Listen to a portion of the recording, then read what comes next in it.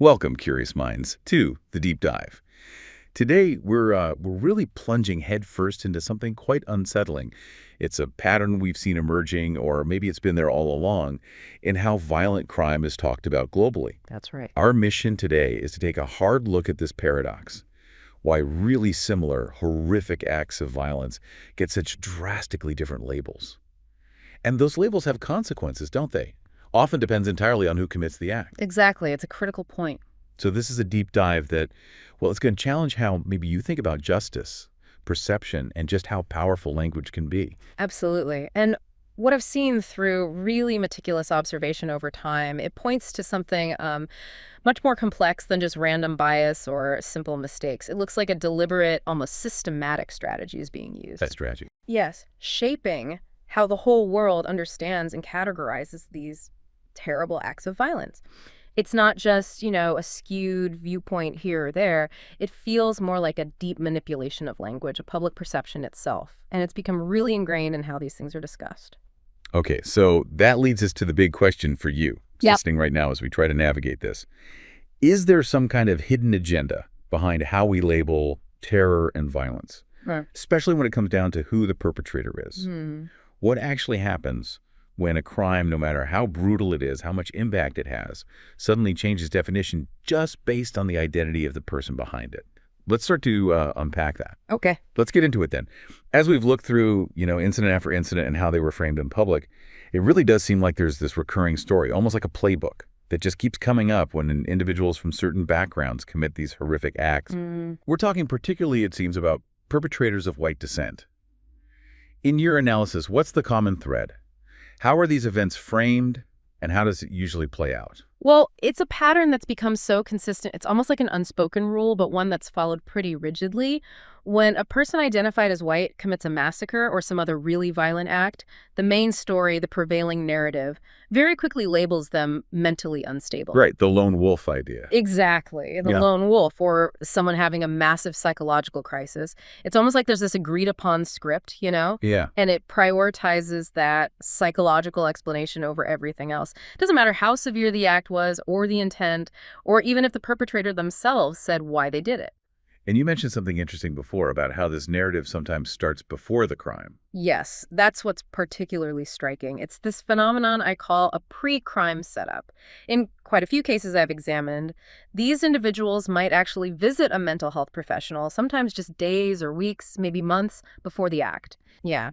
And that establishes this, convenient record of supposed mental distress. It becomes a key part of the story afterwards, often without much questioning. Then, immediately after they're arrested, the media reaction is different. The focus snaps away from the act itself or the victims or the bigger questions and zooms right in on the individual's psychological state. Reporters dig into their past, look for trauma, amplify any history of mental health issues. And you don't see much pushback on that narrative. Very little, usually. It becomes the story. And then the judicial outcome often follows suit. Because of this framing, the courts very often direct these individuals not to, standard maximum security prisons, but to these high-end psychiatric facilities. High-end. Well, some accounts describe them as almost therapeutic, sort of luxurious environments. It's a huge contrast to the normal prison system.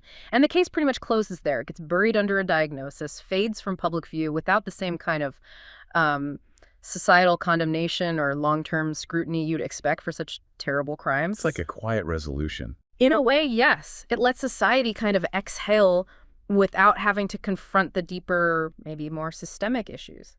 That's a really fascinating and honestly quite disturbing point about the pre-crime setup and how the story gets controlled. As we look into this more, it gets even clearer. Can you walk us through some specific examples, real situations where this dynamic played out? We need to see how this pattern really holds up across different places. Certainly. And the examples are stark. They really are, and numerous. They consistently highlight this really concerning double standard across different countries. Let's start with a case in France back in 2020. Okay. An individual went on a really brutal stabbing rampage. 2 people killed, 2 others severely injured. What was striking here were his own words during the attack. He was carrying out God's commandments. He said that. Explicitly. Wow. Said he was a prophet sent to punish non-believers, even quoting Bible verses while attacking people. But despite him clearly stating this religious motivation, the official assessments immediately dismissed it as terrorism. Even though he said it was religiously motivated. Exactly. Instead, it was blamed on a pre-existing mental health history. The public prosecutor actually stated it wasn't a terrorist act, just the action of someone with a known psychiatric history. That's a huge contradiction, isn't it? The person says, God told me to, but the system says, no, you're just sick. It basically silences his stated reason. Wow. Okay. What else? Then, look at a more recent one in Denmark, the Copenhagen shooting at that shopping mall. An individual opens fire. And afterwards, it became horribly clear he was specifically looking for and targeting Muslims and women wearing headscarves. He was targeting them specifically. Yes. My assessment of the reports and official statements afterwards showed this immediate, intense focus on his mental health issues. It was everywhere notes that he was on antipsychotic meds, known to mental health services for a while. And what happened? A Danish court ordered him confined to a specialized, closed psychiatric wing. Not prison. Not prison. A psychiatric facility. Some reports even describe these places as almost like five-star environments. Again, that immediate pivot to mental health, even when the specific, deliberate targeting suggests a clear ideology or hatred that seems, beyond just instability. That's incredibly revealing. Does this stretch to other parts of Europe too? Is it just France and Denmark, or is it wider? Oh, absolutely. The pattern is tragically consistent right across Europe. Think about that heart-wrenching incident in Brussels, Belgium in 2021. Yes, I remember reading about that. A Moroccan woman brutally killed with a knife right in front of her young child in a stroller. Just horrific, the perpetrator in this case. Quickly described as suffering from mental issues. It was also noted there was no prior link between him and the victim, suggesting a random brutal act. And the outcome. That's the striking part.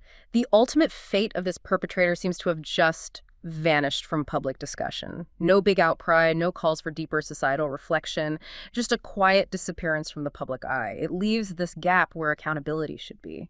Like it just gets filed away. Pretty much. And the pattern kept showing up prominently in Germany in 2022. Multiple incidents. In June, a woman was killed. Others injured perpetrators swiftly declared mentally disturbed. Right. Then just 2 months later, August, another tragedy. Someone intentionally drives a car into a crowd, kills a teacher, injures 17 children, some really badly, and this perpetrator, also diagnosed with a mental disorder. So it's just diagnosis after diagnosis. It seems that way. These aren't presented as connected events reflecting a wider issue, but consistently framed as these individual anomalies of psychosis, rather than something potentially rooted in broader societal problems. And wasn't there a school plot in Germany too? Yes, even more alarming, perhaps. The German school plot in May 2022. A 16-year-old student was caught with a terrifying arsenal, weapons, bomb components. 16. He had a detailed list of who he planned to kill and had explicitly expressed extreme hatred towards foreigners. Said he wanted to commit a school massacre. So you have clear premeditation, acquiring dangerous stuff, undeniable extremist ideology driving his plan. And he was also characterized by authorities as mentally disturbed. This case really highlights how deep this mental health alibi goes, even when the actions show not just ideology, but rational, detailed planning. It makes you ask, when and why is this label applied, and when isn't it? It really does feel like the diagnosis acts as some kind of shield, doesn't it? Yeah. Deflecting those bigger questions. You also mentioned a strange case from the UK where the narrative got even more twisted. Indeed. That UK convert case in late 2021, it gives a fascinating, though pretty disturbing, look at how far these narratives can stretch. You had a Jordanian man in the UK. He'd converted to Christianity, lived with Christian families for years.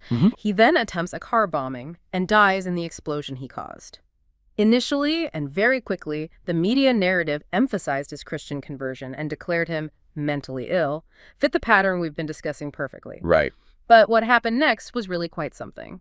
Subsequent digging by some major British media outlets then, paradoxically, tried to link the crime back to Muslims.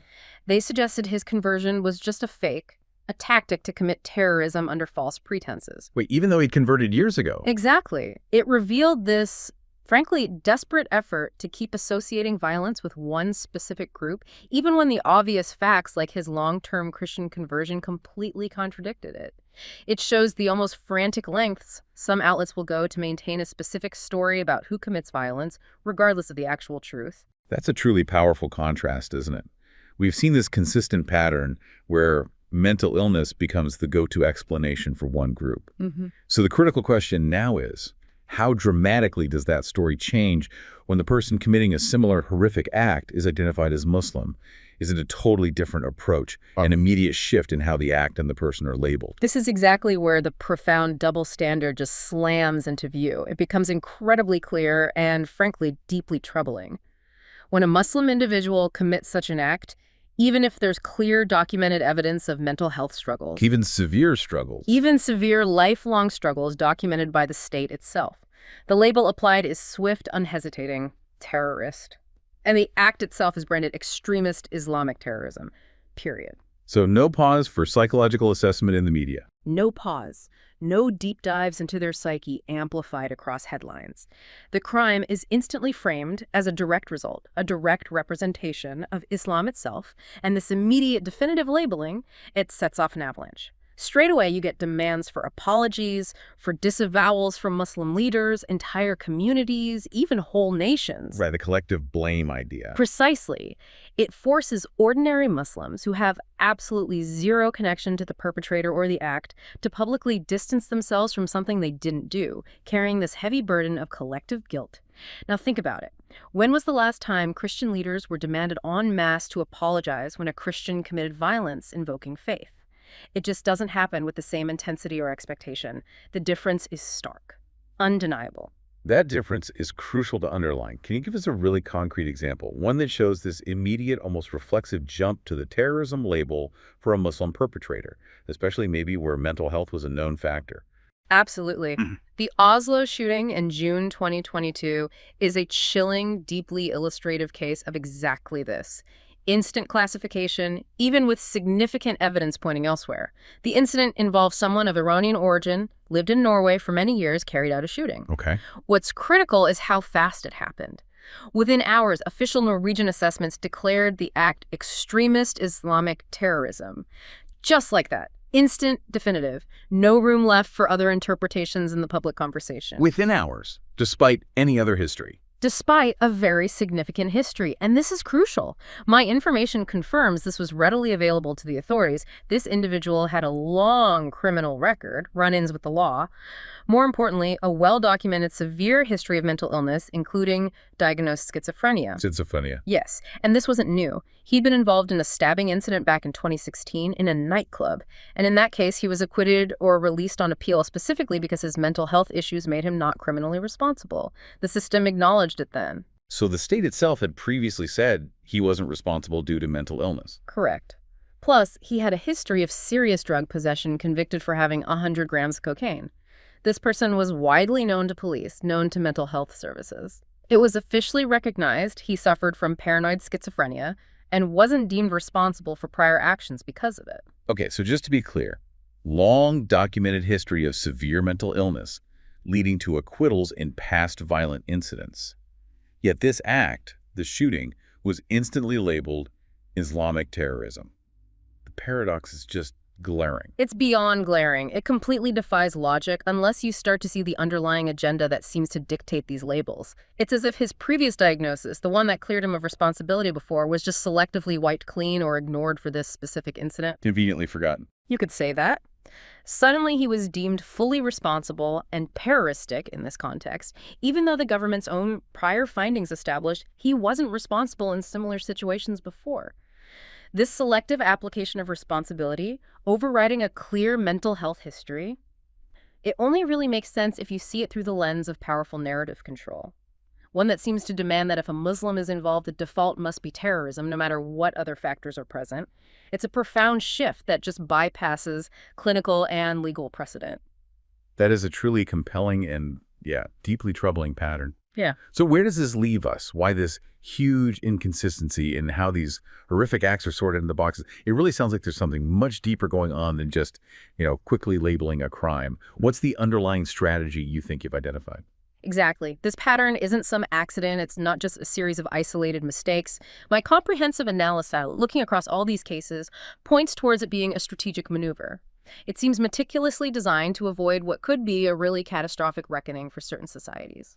Catastrophic. How so? Well, there appears to be this deliberate, almost systemic effort to basically designate mental health as a privilege reserved for specific perpetrators, particularly those of white descent. That phrase, mental health is white privilege, some observers use it, and I think it accurately captures how politicians and media often frame violence by white individuals. It's seen as this tragic individual consequence of mental illness. Hmm. But at the same time, they amplify similar actions by Muslims, linking them directly and unequivocally to their faith, framing them as ideologically driven terrorism. So what's the core reason for this manipulation as you see it? Why go to such lengths? In my assessment, it comes down to a profound, almost existential fear of opening what I call Pandora's box. If they were to openly admit that these non-Muslim perpetrators are actually rational, hate-filled individuals, not just mad or disturbed, well, that would unleash a whole cascade of unavoidable, devastating consequences for Western societies. Okay, like what? What's in this Pandora's box? Well, first off, there's the erosion of what many see as their moral high ground on the world stage. It would force these societies to face a really uncomfortable truth, that they too produce hatred, racism, and forms of domestic terrorism from within their own populations. Right. That forces a deep, uncomfortable self-look at their education systems, their legal frameworks. Think about access to alcohol, drugs, even powerful industries like pornography, which make billions. You know, famous serial killers like Ted Bundy partly blamed their descent on porn addiction. Admitting this internal source of violence exposes a deep hypocrisy. How can you preach virtue globally while maybe fostering vice or at least not fully tackling hatred at home? That's a huge point about moral authority. What else? What other big consequences are we talking about? Secondly, you'd see a massive, undeniable shift in global terrorism statistics. Just imagine, if every school massacre, every mass shooting, every mass killing in places like the US and Europe were objectively labeled as terrorism, which, based on intent to cause terror, many arguably are those nations would suddenly shoot right to the top of global terrorism lists. And the current narrative would flip. Completely. Muslim majority groups whose statistically verified violence is actually far less frequent and often linked to conflict zones, they'd fall way down those lists. This statistical truth, this reversal, would just demolish the narrative that's been built up for decades, the one that says terrorism is mainly an Islamic problem. The whole global view of who perpetrates terrorism would be turned upside down. Okay, that's significant. What's the third consequence? Thirdly, acknowledging this internal source of violence would lead to this fascinating, maybe awkward reversal of the discourse renewal demand. You know how Western nations often tell other societies, especially Muslim ones, you need to renew your discourse, rethink your principles, adopt our values? Yes, that happens a lot. Well, if these nations had to admit their own struggles with internally generated hatred and violence, the world would inevitably turn around and say, okay, you need to renew your Western discourse. They'd be pushed to reevaluate their own principles, their societal structures, maybe even, and this might surprise some, import values or solutions from other civilizations, maybe even Islamic ones, to tackle their own deep ethical crises. So the tables would completely turn. Exactly. Just like they push agreements like CETA or the Istanbul Convention on others, they might find themselves being told to adopt external ideas to fix their internal problems. That would be a profound shift. Okay, moral authority, statistics, discourse renewal. Yeah. What's the final piece? Finally, and this is very pragmatic, there are huge, maybe even prohibitive economic and political costs. Forget the moral damage for a second. Think money and diplomacy.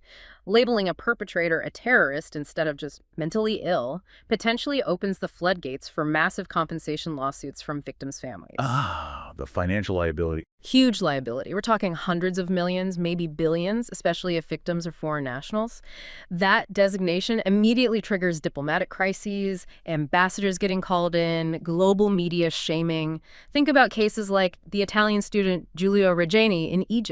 The international pressure was immense. So the term mentally ill, it acts like this magic wand. How so? It closes the file. It negates legal and financial obligations to victims. It varies state responsibility. From a strategic point of view, it's incredibly convenient, cost-effective, and politically safe. It just makes the problem go away, in a sense. That's a comprehensive and, pretty sobering explanation of why this pattern might exist. Yeah. Really makes you question the surface narrative. Which brings us to another vital point. Mm-hmm. What do the actual experts, the people who really understand mental health, psychiatrists, researchers, what do they say about this supposed link between mental illness and extreme violence? Does the science back up this convenient story? Not really, no. The consensus among leading psychiatric professionals and looking at expensive behavioral research, it directly challenges this whole notion. It's been widely observed, widely documented, that saying mass killings are linked to mental illness isn't just factually wrong. It's wrong. Factually incorrect, yes. But more worryingly, it actually gets in the way of society's ability to genuinely keep people safe. The thinking is that these narratives might inadvertently encourage more violence by misdirecting us from the real causes. It sort of sends this subtle signal that perpetrators might face a lesser consequence, a medical diagnosis, not a full terrorism charge. So what's the reality then, according to Psychiatric Insights? Well, the reality, looking at psychiatric perspectives, is often much more chilling than just a mental health crisis. One prominent psychiatrist analyzing these exact trends suggested that calling perpetrators simply mentally ill is a convenient way to avoid a much grimmer possibility, that the killer was actually entirely rational. Rational, fully aware, and just consumed by profound hatred. That perspective highlights a crucial difference.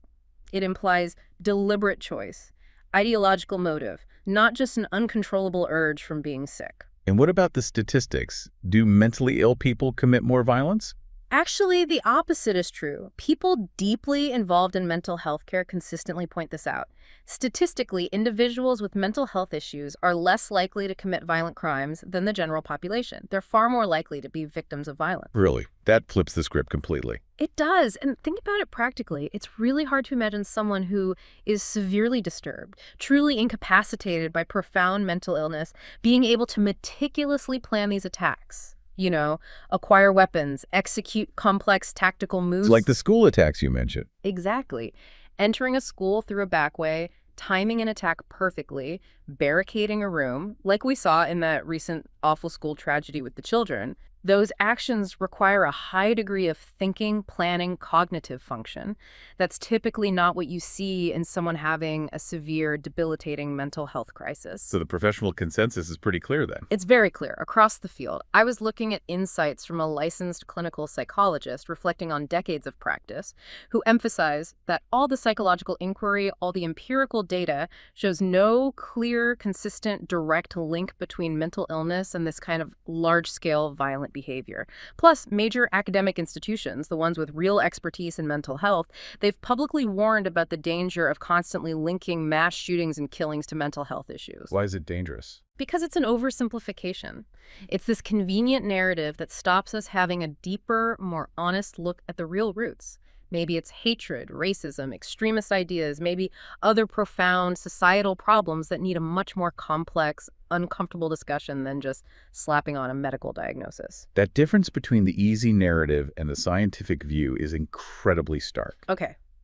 But if this is such a consistent pattern, almost a rule, like you've described, why were the Christchurch mosque shootings in New Zealand treated differently? The perpetrator there was called a terrorist, unequivocally. Doesn't that one case contradict everything we've been saying about this double standard? Not at all, actually. In fact, the Christchurch case, when you look closely, doesn't contradict the pattern. It powerfully reinforces the underlying strategy. It was essentially an unavoidable exception, a kind of tactical sacrifice forced on the system. Unavoidable. Why? Because the perpetrator, in this act of just chilling bravado and evil, brazenly filmed his entire horrific act, documented every second, and broadcast it live on social media for the whole world to see. Right, the live stream. Exactly. The brutal reality of the violence, the clear intent, the specific targeting it was undeniable. Millions saw it in real time. There was simply no way to hide it or obscure it or try to reinterpret it with some convenient narrative. The evidence was just too overwhelming, too instant, too public. So the global reaction was too strong. Immense. The global outrage, especially from the international community, particularly the Muslim world, was huge, unified, and immediate. It just couldn't be ignored or brushed aside.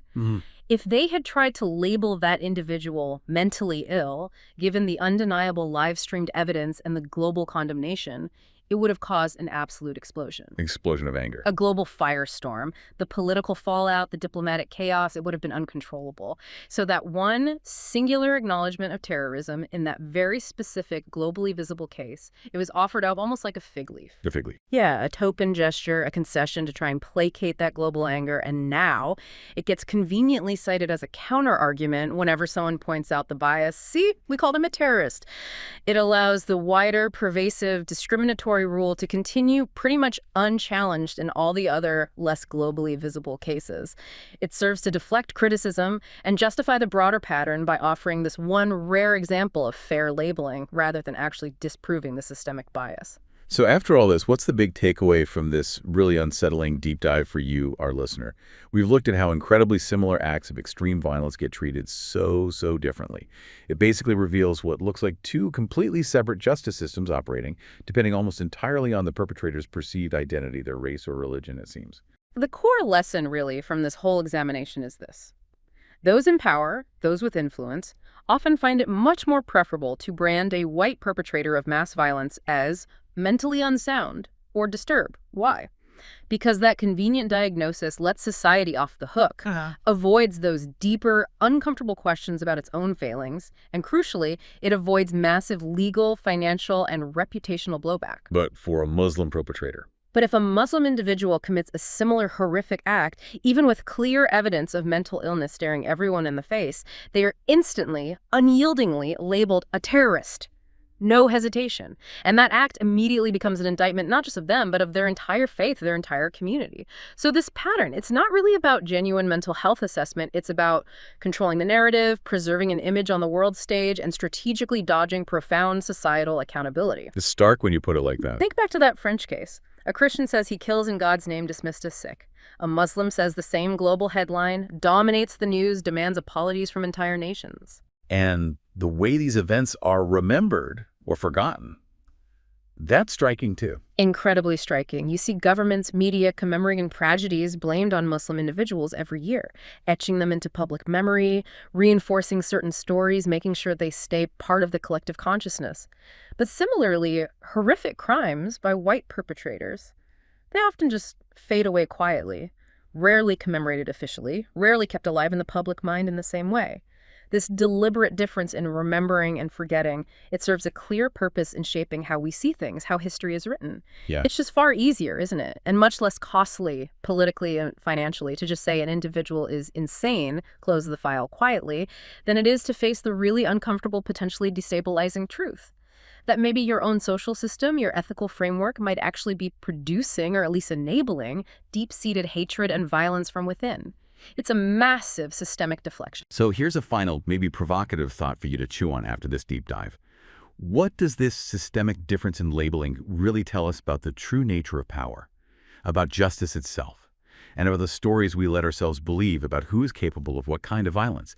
And maybe, what responsibility do we have now as informed people who can see these patterns to challenge these carefully built narratives and push for a more honest, more equitable conversation?